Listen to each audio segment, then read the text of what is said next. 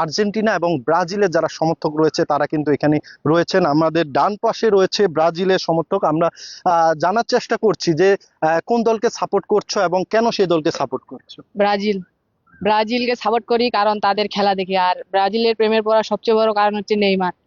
তার জন্য ব্রাজিলকে সাপোর্ট করা। আমাদের ডান পাশে রয়েছে আর্জেন্টিনার সমর্থক যারা রয়েছে, তাদের কাছ থেকে জানার চেষ্টা করবো এবার বিশ্বকাপটি কেমন হচ্ছে এবং তারা কি মনে করছে। আমি আর্জেন্টিনার সাপোর্ট করি, যেহেতু মেসি এখানকার স্টার প্লেয়ার। তো মেসির খেলা, মেসির স্কিল, মেসির সবকিছুই ভালো লাগে, তার জন্য আর্জেন্টিনা সাপোর্ট করি। এবার কি মনে হচ্ছে সর্বশেষ বিশ্বকাপের পর আজকের এই বিশ্বকাপে কি এবার কি টানা দ্বিতীয়বারের মতো কি নিতে পারবে বিশ্বকাপ? ইনশাআল্লাহ আমরা চেষ্টা করতেছি। যেহেতু 2022 সালে আমরা বিশ্বকাপ নিয়েছি, এবারও আমরা চেষ্টায় থাকবো যে আমরা এবারও বিশ্বকাপ নিতে পারবো। আর্জেন্টিনাকে আমি সাপোর্ট করতেছি। আর্জেন্টিনার খেলা মানে এর আগের বার থেকে অনেক ভালো হচ্ছে, এবার আরো এবার কাপ নিতে পারবে।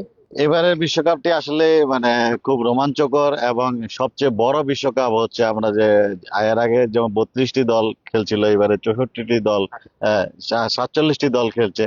তো এবারে বিশ্বকাপে অনেক প্রতিটি ম্যাচে খুব কম্পারেটিভ হচ্ছে, কারণ আমরা দেখতে পাচ্ছি দুই একটি ম্যাচ ছাড়া প্রতিটি ম্যাচ প্রায় ড্রর দিকে আমরা দেখতে পাচ্ছি। তার মানে দুটি দলেই খুব শক্তিশালী দল হিসেবে আমরা দেখতে পাচ্ছি।